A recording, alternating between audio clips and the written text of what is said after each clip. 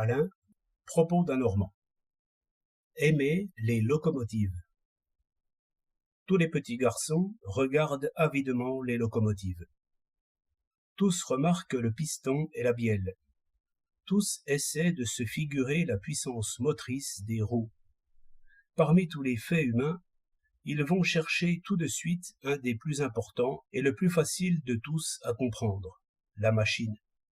Quand j'étais petit et que j'étais maître de choisir mes promenades, j'allais voir passer les trains.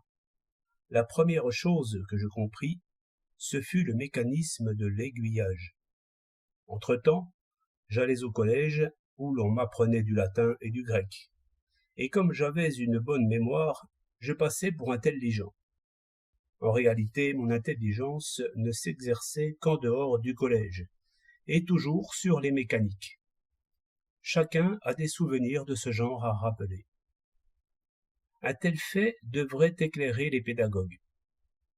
Que l'on commence par apprendre aux enfants à lire et à écrire, qu'on les exerce aussi à compter, ce qui n'est toujours que lire et écrire des nombres.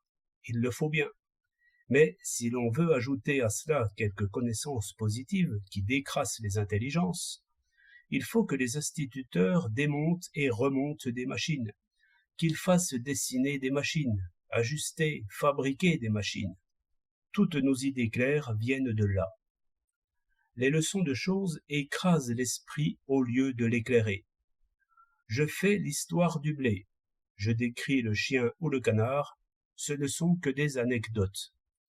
Il n'y a là rien du tout à comprendre, ni pour l'enfant, ni pour l'homme qui n'y a pas pensé pendant de longues années. J'en dirais autant de ces historiettes où l'on voit un père, une mère, un gendarme, un enfant sage, un polisson. Le plus simple de ces récits suppose tous les rouages du cœur humain. Et quel est l'homme de génie qui ait su démonter et remonter ce prodigieux tourne-broche, expliquer les désirs, les passions, les colères? L'enfant n'y voit rien. Seulement, il dit comme vous, pour vous faire plaisir. Il prononce sur le juste et l'injuste absolument comme il réciterait son catéchisme. Que dire alors de l'histoire? Que dire de ce Guignol, dont les personnages sont la France, l'Angleterre, la maison d'Autriche, le peuple, le roi, les grands vassaux? Allez-vous leur faire comprendre ce que fut Louis XI? Vous ne le savez pas vous-même. Hélas, voyez-vous clair seulement dans l'humeur de votre concierge? Nigaud, vous ne savez donc pas que c'est la politique que vous leur enseignez? La politique, science encore impénétrable, art profond qui se dérobe à des apprentis de 60 ans.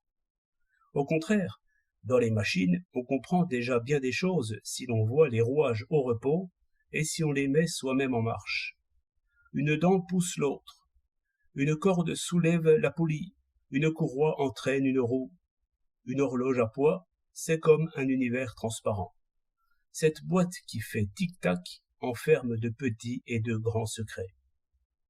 L'enfant s'élèvera des uns aux autres, par degrés, en exerçant à la fois son esprit, ses yeux et ses mains. Mais qui songe à cela? Heureusement, l'enfant y songe. Un de ces jours, vous le verrez grimper sur une chaise et travaillant à épeler le destin dans les entrailles de votre pendule. 16 juillet 1908.